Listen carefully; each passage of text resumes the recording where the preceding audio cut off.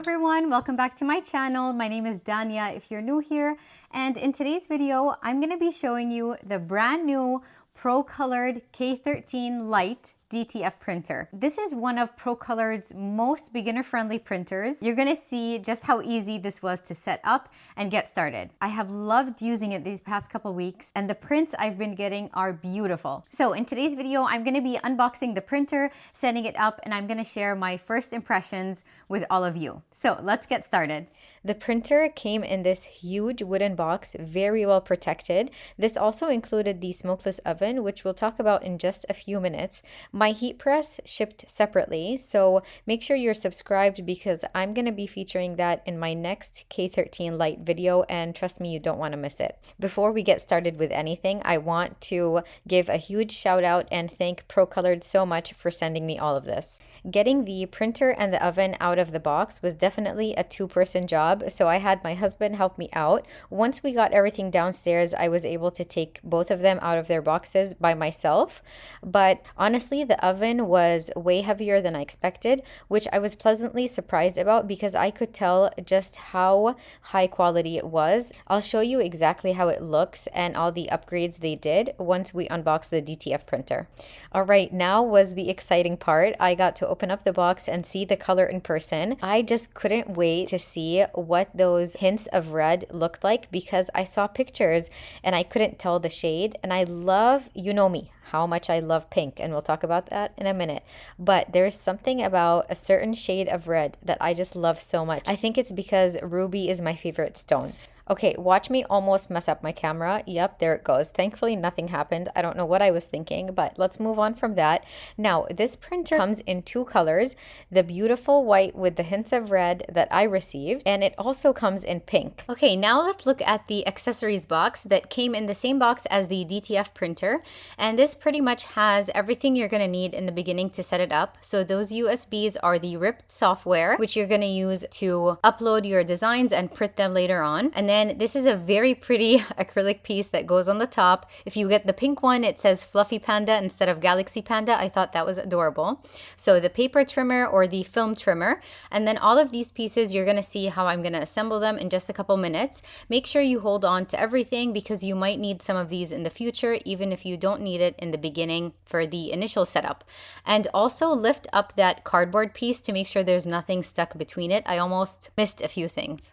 Okay, now that everything is out of the box, let's first install the trimmer or the cutter, which I love that they have this included because it's so easy to trim off the film after it's done printing, and you don't have to bring scissors and actually hand cut it because you risk moving the film around and possibly smudging the ink, which you definitely don't want to do. Don't worry, I'm going to walk you through the steps of what you would do after it's done printing in just a few minutes after we put everything together. To install the cutter, all I did was loosen up the screws a little bit. I made sure it was in place and then I tightened them again. And now I just need to remove this yellow piece on the inside, and they indicate all these steps in their video. So if you're unsure about anything, make sure you check out their YouTube channel, or they have amazing support online too. Now I want to install the film, so I'm also going to loosen up the screws a little bit. Once those are ready, I'm going to bring in the film and slide it into the metal piece, and then I'll tighten the screws back up. Make sure you pay attention to the arrow. They're showing you exactly which way to load the film, and you'll see how I do it in a few seconds. Now, as I'm installing the rest of the pieces, let's circle back to the color. So, as I mentioned, it comes in white and pink. Now, I loved the fact that the white matched the whole ecosystem of the smokeless oven and the heat press, which again, make sure you're subscribed so you don't miss the next video. But their pink is absolutely gorgeous as well. So honestly, you can't go wrong with either color. I'll have a link for you in the description box so that you can see both colors. And speaking of colors, they actually have a great deal going on in the month of September. They have their early bird pricing right now, and if you pay a $5 deposit, you unlock $100 in savings, and customers who purchase in September have a chance to win one of Procolored's hidden edition printers, which is going to be a special color. It's not white or pink. I have no idea what it looks like, but it's going to be be a special design, and knowing Procolored, I imagine it's going to be awesome. Okay, now the outside setup is ready. It's time to install the ink. But before we do that, we have to turn on the printer and make sure everything is working properly. This is where I decided to start the chat with the online support because I didn't want to do anything wrong. And they did in fact tell me not to put the ink to make sure everything was working properly before we did that. So once I got the okay from them, I started installing my ink. Keep in mind, the ink and DTF powder usually ship separately. Okay, remember when I told you this is one of their most beginner-friendly DTF printers? Look at this step. All I had to do after filling up the ink bottles was long press on this ink button, and I started to see all the colors fill in each tube, and it was so easy. That's all I had to do. After installing all of the colors, it was finally time to unbox the smokeless oven. I was so excited to finally see this in person. Again, I had only seen pictures, and I was pleasantly surprised to find out that it comes with Teflon sheets and this cooling block, which I was very excited about because if you're not familiar with the process, after you press a DTF design onto either a t-shirt or a tote bag, you have to wait for it to cool down depending on the type of film. But for this one specifically, it is a cold peel. So instead of waiting for it to cool down each time, you use the cooling block to go over it, and then it speeds up the process. It also came with heat resistant gloves. Now look at the inside of this oven. It's so much thicker than the one they had before. You can tell the filter is a lot thicker because this one is a smokeless one. They also made it easier for you to access your design, so you can either open the lid or open up the drawer. I really appreciated that upgrade because when I'm doing multiple designs at the same time, I find myself using the top lid to place them in, but then I pull out the drawer to take them out. It's just easier that way for me. Okay, before we move on to the computer and I show you the designs, look at that pretty acrylic after I installed it. I love all the small details that they added around this machine. I just think it's so cute. And again, I love that each color printer has a different name.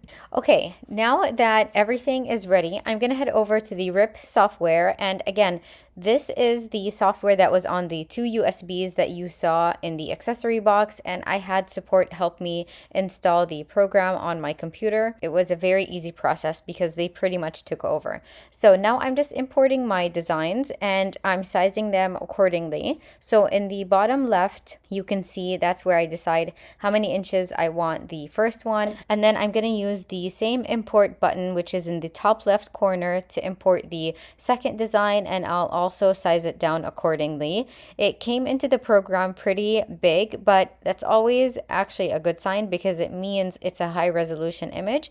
I'll have all the information on where these designs are from in the description box. Okay, now that both of them are ready, I'm just going to head over to the top middle where it says RIP. I'm going to click on that. All of these settings are ready to go. I did not have to change anything, and it automatically mirrors the design for me. So I'm going to click on print, and I'm just going to stand there and completely stare at this for the next 15 minutes. I'm not even joking. I just stood there and watched the whole process. I won't make you sit through the whole thing. I'm going to speed it up. I just wanted to show you the progress so that you can get a better idea and see how DTF prints usually work. So you see the color is printing first, and then there's white on top of it, which in reality is the back of the design. And this is what allows people to place these DTF prints on dark fabrics and still get that vibrant, beautiful color. Once it's done printing, I'm going to take it over to the DTF powder, which basically is the adhesive. So I need to make sure that I completely cover the whole design with this powder, and you'll see me working on it right now. And then afterwards, we're going to take it over to the oven. For the oven temperature and time, I used the settings that they have on the DTF powder bag. Now that the oven has reached the temperature, which is 130 degrees Celsius, it's time for me to put both designs in there. And then I just have to hit start so that the timer starts counting down. Once it beeps, it means it's ready for me to take it out. Make sure you use heat-resistant gloves for this part because it's going to be very hot and you don't want to burn your fingers. So definitely don't forget about those. All right, now it's finally time to head over to the heat press. I'm placing both designs on tote bags, and I like to lint roll my blanks before placing any design on them. I did 375 degrees for 20 seconds. Definitely test out your preferred settings to see what works for you. I don't use a Teflon sheet for the first press. I do use a Teflon sheet after I remove the film once it has cooled down, and I do a second press for 5 seconds. Now I was really excited to test out this cooling block because I had never used one before, and oh my gosh, it made such a big difference. I was ready within seconds, and instead of having to wait minutes for each design, it took seconds. I seriously love this thing. I'm so happy they included it. And now is the best part, time to reveal the design. Oh my gosh, that peeled like butter. It feels so soft. It's so beautiful. I wish I could show you this in person.